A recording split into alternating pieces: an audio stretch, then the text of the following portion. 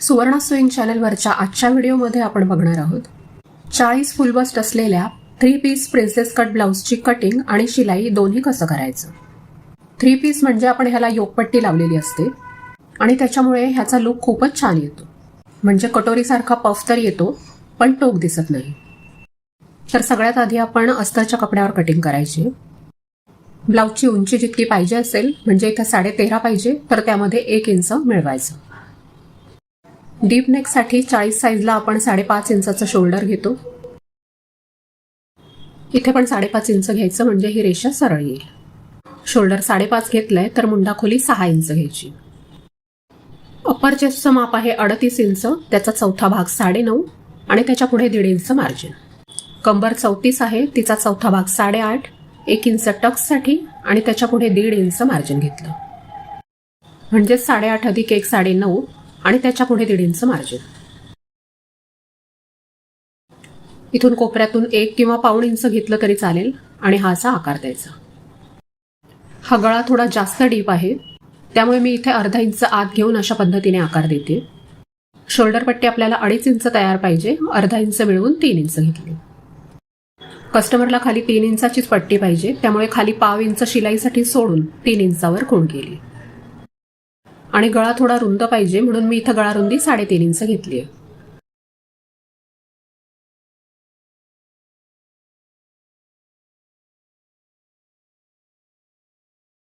कमरेकडे जेवढं अंतर आहे त्याचा बरोबर मध्य काढून तिथं आपण टक्स घेतो।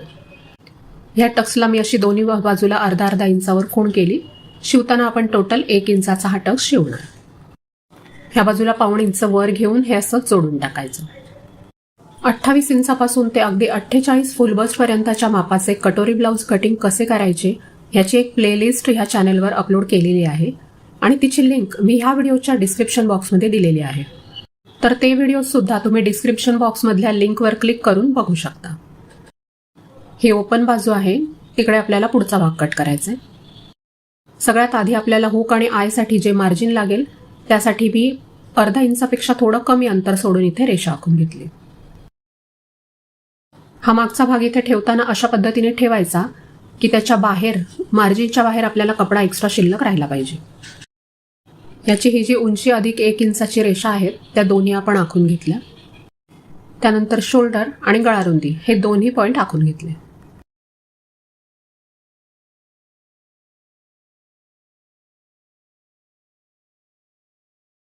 शोल्डर आपलं 5.5 इंच आहे तर खाली सुद्धा 5.5 इंच घेतलं। मागच्या सारखंच इथे सुद्धा 6 इंच मुंडा खोली घेतली। इथे पण पाऊण इंचावर खूण करून हा असा गोलाकार दिला आणि मागच्या भागाला केलं होतं तसंच इथे पण अर्धा इंच आत घेतलं। पुढचा गळा आपल्याला 6.5 इंच पाहिजे, वरती शोल्डर शिवण्यात जाईल म्हणून 7 इंच घेतलं आणि पुढच्या भागासाठी मी गळा रुंदी 3 इंच घेतली। इथे आपण आपल्याला पाहिजे तो गळ्याचा आकार देऊ शकतो।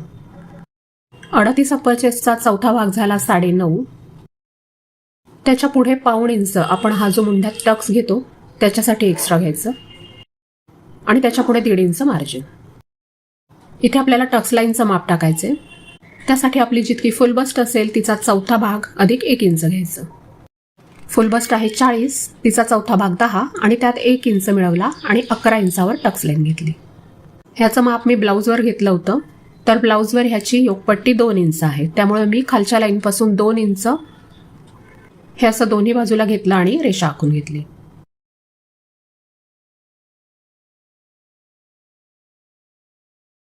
या टक्स लाईनवर आपल्याला घ्यायचा आहे फुल बस्टचा चौथा भाग अधिक पाऊण ते 1 इंच लुझिंग आणि ते ह्या वरच्या लाईनला जोडून टाकायचं। त्याच्या पुढे 1.5 इंच मार्जिन घेऊन ते सुद्धा वरती मार्जिनच्या पॉइंटला जोडून घेतलं। ही लाईन अशीच खालपर्यंत वाढवून घ्यायची। मागच्या भागासारखंच इथे सुद्धा पाऊण इंच वर घ्यायचं।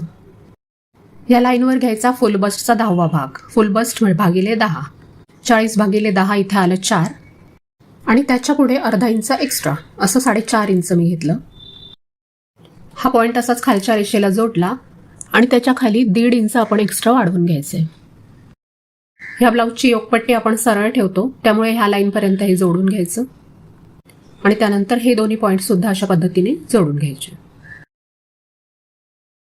ह्या टक्स पॉइंट पासून ते प्रिन्सेस कटचा आकार आपण हा असा देऊन घ्यायचा आहे। आता ही जी खालची लाईन आहे तिच्यावर आपल्याला कमरेचा चौथा भाग हे माप घ्यायचे. 34 कमरेचा चौथा भाग आला 8.5. इकडे मार्जिनचं 1.5 इंच सोडून मध्ये जेवढं अंतर राहते ती असेल आपली टक्सची रुंदी. इथे हे अंतर 3 इंच आले, तर त्या 3 पैकी 1 इंच ह्या रेषेच्या इकडे टाकायचं आणि उरलेलं 2 त्या बाजूला. ह्या टक्सच्या रेषा एकदम सरळ न घेता थोड्या गोल आकारात घ्यायच्या, त्याच्यामुळे ह्याला पफला टोक येणार नाही. ह्या रेषेच्या दोन्ही बाजूला मिळून 1.5 इंच अंतर होईल असं मी खुणा करून घेतल्या आणि हा असा टक्स घेतला. आपण ही जी मधली प्रिन्सेस लाईन कापणार आहोत ती शिवण्यासाठी आपल्याला मार्जिन पाहिजे, म्हणून ह्या रेषेच्या बाहेर 1.5 इंच इतकं मी एक्स्ट्रा घेतलंय, कारण मी शिवताना अर्धा इंचापेक्षा थोडंसं कमी अंतर ठेवूनच शिवते. या पद्धतीने कटिंग करायला आपल्याला पेपर कटिंगची सुद्धा गरज पडत नाही आणि ह्याचं फिटिंग खरोखरच खूप छान येतं. मी गेल्या 4 ते 5 वर्षापासून ह्याच पद्धतीने प्रिन्सेस कटचं कटिंग करत आहे आणि सगळ्यांनाच ह्याचं फिटिंग खूप आवडतं. ही वरती पट्टी शिल्लक राहिली आहे, तिच्यात आपल्याला योगपट्टीचं कटिंग करायचंय. योगपट्टी आपली 2 इंच होती, त्याच्यात अर्धा इंच मिळवून 2.5 इंचाची योगपट्टी घ्यायची. कमरेचा चौथा भाग अधिक 2 इंच इथे घ्यायचं. 34 कमरेचा चौथा भाग 8.5 आणि 2 इंच मिळवून 10.5 इंच रुंदी घेतली योगपट्टीची.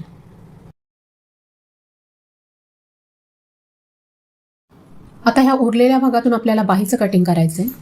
फक्त इथं दंडगेराचं माप थोडं जास्त आहे, त्यामुळे बाहीला आपल्याला रुंदीमध्ये जोड लावावा लागणार आहे.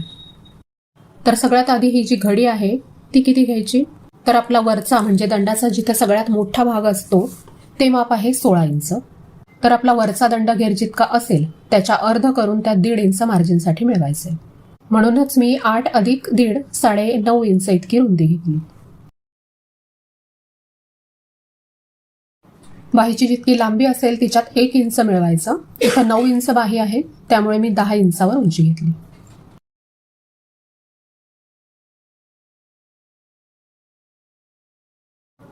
ह्या ओपन बाजूला 3.5 इंच खाली आपल्याला मुंडा खोली घ्यायची. ही मापानुसार बदलते. नवीन शिकणाऱ्यांसाठी हे आकार कसे द्यायचे ह्याचा सुद्धा एक स्वतंत्र व्हिडिओ चॅनेलवर आहे. बाही जिथे संपते तिथला म्हणजे खालचा दंडघेर आहे 13, त्याच्या अर्ध 6.5 आणि त्याच्या बाहेर 1.5 इंच मार्जिन घेतलं. इथं आपल्याला जो जोड लावायचा आहे तो कशा पद्धतीने कापायचा हे मी आता पुढे सांगणार आहे. पुढच्या भागासाठी अशा पद्धतीने अखंड भागावरती मी खड्ड्याचा आकार देऊन घेतला आणि जिकडे जोड लागणार आहे ती बाजू आपण मागे ठेवणार आहोत. तर ह्याला जो जोड लावायचा आहे त्याच्यासाठी आपण एक सरळ पट्टी कापून घेतली.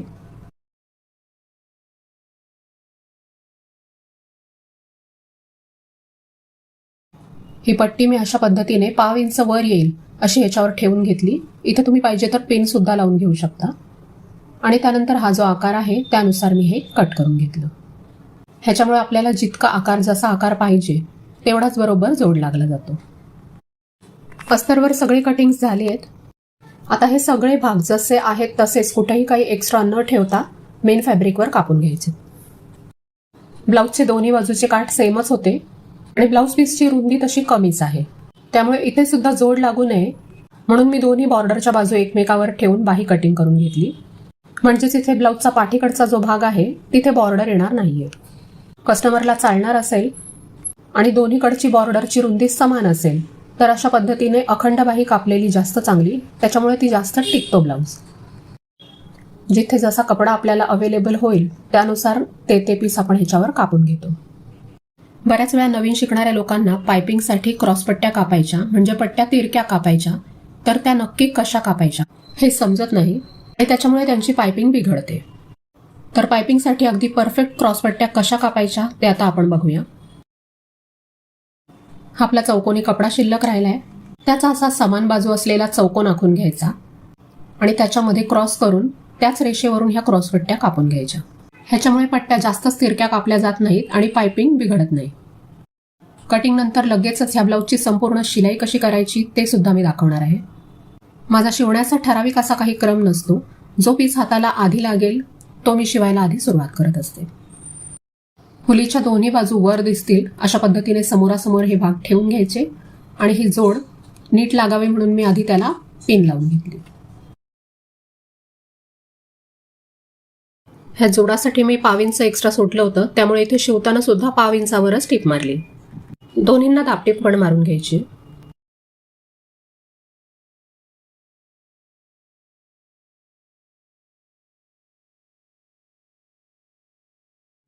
आता हे मेन फॅब्रिकचे भाग सुद्धा बरोबर एकमेकाच्या समोर अशा पद्धतीने ठेवायचे आणि पुढच्या भागाची फुलीची बाजू बरोबर मेन फॅब्रिकच्या सुद्धा पुढच्याच बाजूवर येईल अशा पद्धतीने ठेवून घ्यायची. हे टीप मारताना मी खाली अर्धा इंच सोडून मारते, कारण आपण एकूण 1 इंच मार्जिन सोडले, अर्धा इंच खाली आणि अर्धा इंच वर. सलग दोन्ही बाह्या मी एकत्रच जोडून घेते.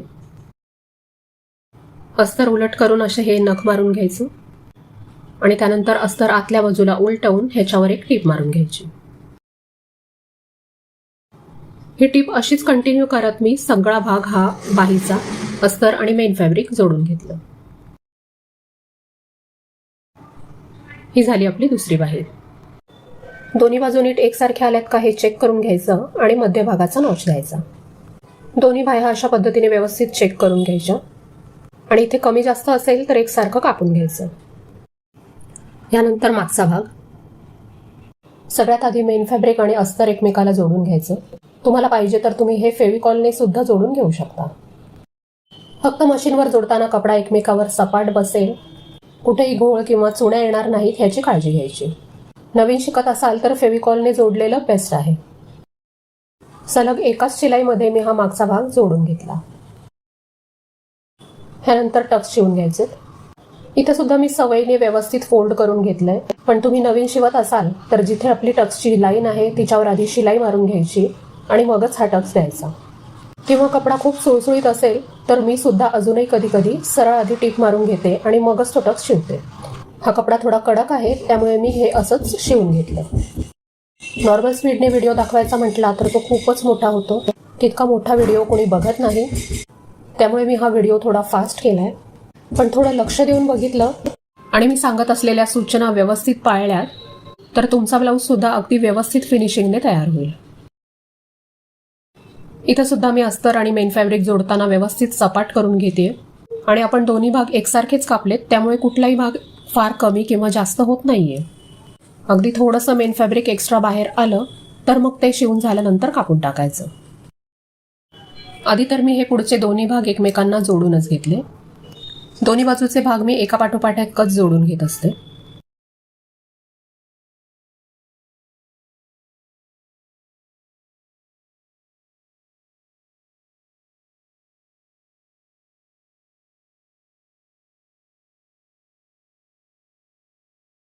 योगपट्ट्या आपल्या सरळच आहेत, तरी सुद्धा उलट बाजूच्या खुणा वर येतील अशा पद्धतीने हे ठेवायचं आणि दोन्हींना एका बाजूने टीप मारून घ्यायची.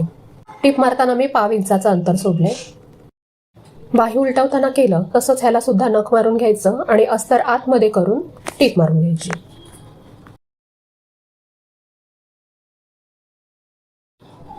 थोडंसं एक्स्ट्रा कापड शिल्लक राहतं, ते कुठल्याही भागाचं असू दे कापून टाकायचं. अस्तराच्या मापाने सगळा भाग तयार झाला पाहिजे. आता हे वरचे 2 पार्ट आहेत ते आपल्याला जोडून घ्यायचे. जशा पद्धतीने आपण कटिंग केलं होतं तसंच एकमेकावर ठेवून घ्यायचं आणि शिवताना दोन्हीपैकी कुठलाही भाग ओढायचा नाहीये. अर्धा इंचापेक्षा थोडं कमी मार्जिन सोडत मी हे टीप मारून घेते. लगेचच ह्याला योगपट्टी जोडायची आणि ब्लाऊज शिवून झाल्यानंतर त्याला ओव्हरलॉक नक्की करत जा. ओव्हरलॉकमुळे कपडा खूप छान टिकतो आणि आतून टोचत सुद्धा नाही. इथे ही अप्पर चेस्ट आपल्याला मोजून घ्यायची. हुकपट्टीचं मार्जिन सोडून 9.5 अधिक 1.5 एवढं हे माप आहे. तेवढीच मी खूण केली आणि एक्स्ट्रा अर्धा इंच राहत होतं ते कापून टाकलं. ते तसंच ठेवलं असतं तर मुंढ्यात घोळ आला असता. ही उजवी बाजू आहे त्याच्यामुळे मी ह्याला लगेचच हुकपट्टी सुद्धा लावून घेतली. नवीन शिकणाऱ्यांसाठी ब्लाऊजला हुक लूप पट्ट्या कशा जोडायचा ह्याचा स्वतंत्र आणि सविस्तर व्हिडिओ ह्या चॅनलवर आहे आणि तो व्हिडिओ ज्या प्लेलिस्टमध्ये आहे तिचं नाव आहे नवीन शिकणाऱ्यांसाठी स्वतंत्र सविस्तर बेसिक गोष्टी. नवीन शिकणारे ती संपूर्ण प्लेलिस्ट सुद्धा ह्या व्हिडिओच्या डिस्क्रिप्शन बॉक्समधल्या लिंकमधून बघू शकतात. सेम पद्धतीने मी दुसरा सुद्धा पुढचा भाग बनवून घेतला आणि ही डावी बाजू आहे तर तिथे मी आयपट्टी लावते. दोन्ही भागांच्या हुक आणि आयपट्ट्या लावून झाल्यानंतर त्या एकसारख्या आल्यात का हे असं एकमेकांवर ठेवून चेक करायचं. काही कमी जास्त असेल तर एकसारखं कापून घ्यायचं. ही मी मागच्या भागासाठी कमरपट्टी घेतली. कडेला 1/2 इंच फोल्ड करून घेतलं. मध्ये जो जोड असतो तो फोडून किंवा चिरून घ्यायचा. सरळ बाजूवर ही पट्टी उलट ठेवायची.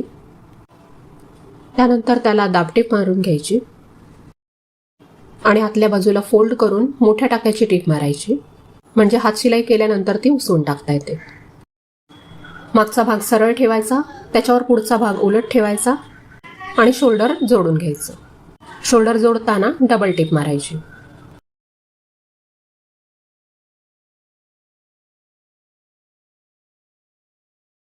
मागचा आणि पुढचा भाग दोन्ही उंचीला बरोबर आलेत का हे चेक करून घ्यायचं. थोडंसं हे कमी जास्त आहे तर मी कापून घेतलं. हे दोन्ही बाजूचं चेक करून घ्यायचं. ह्याच्यामुळे आपले मुंढ्यातले जोड वर खाली होत नाहीत. ब्लाऊजला पायपिंग कशी करायची ह्याचा स्वतंत्र व्हिडिओ चॅनेलवर आहे, तुम्ही तो बघू शकता. बाही जोडताना ही जी फुलीची खूण केली आहे तो भाग समोरच्या भागाला जोडायचा. अर्धा इंचापेक्षा थोडं कमी मार्जिन सोडत मी हे जोडून घेतलंय आणि लगेचच हा भाग असाच उलट करून त्याला डबल टिप मारून घ्यायची. ही डबल टिप मारत असतानाच शोल्डरवर प्रेस बटनसाठीची पट्टी जोडून घ्यायची. त्यानंतर हे दोन्ही भाग एकमेकांवर ठेवायचे आणि अर्धा इंचावर एक टीप मारायची. ही टीप मारताना आपलं मुंड्यातलं मार्जिन आहे ते बाहीकडे घ्यायचं. दुसऱ्या बाजूला पण मी अशाच पद्धतीने टीप मारून घेतली. त्यानंतर फिटिंगची शिलाई करायची. आपण मार्जिन 1.5 इंच सोडलंय, त्यामुळे 1.5 इंच आत घेऊन मी सरळ एक टीप मारते. इथं वरचा दंड घेर जितका असेल त्याच्या अर्ध घेऊन त्याच्यावर खूण करायची आणि तिथून टीप मारल्यानंतर खाली आपला खालचा किंवा बाही जिथं संपते तिथला दंड घेर जितका असेल त्याच्यासुद्धा अर्ध करून त्याच्यावर टीप मारायची. ह्यानंतर 1.5 इंचाच्या अंतराने मी 3 टिपा मारून घेत असते. बाहेरच्या बाजूला थोडंफार मेन फॅब्रिक आलेलं असतं ते कापून टाकायचं आणि ह्याच पद्धतीने दुसऱ्या बाजूची सुद्धा फिटिंग करून घ्यायची. आपण फिटिंग जरी मापानुसार 1.5 इंच आत केली असली तरी कंबर बरोबर आली आहे का हे एकदा चेक करून घ्यायचं. ह्यानंतर मी लगेचच अशा पद्धतीने एकमेकांवर ठेवून ह्या एकसारख्या हुक आणि आयसाठीच्या खुणा करत असते, म्हणजे लगेचच मला हा ब्लाऊज हुक आणि आय करण्यासाठी पाठवता येतो. व्हिडिओ बघून माझ्या पद्धतीने कटिंग केलीत तर ब्लाऊजची फिटिंग नीट आली का हे मला कमेंट करून नक्की सांगा. व्हिडिओ आवडला असेल तर व्हिडिओला लाईक करा, शिवणकामाची आवड असणाऱ्या मैत्रिणींसोबत शेअर करा आणि चॅनेलवर नवीन असाल तर चॅनेलला सबस्क्राईब करा. हा व्हिडिओ शेवटपर्यंत पाहिलात त्याबद्दल मनापासून धन्यवाद. चला तर पुन्हा भेटूया अशाच एखाद्या नवीन व्हिडिओमध्ये.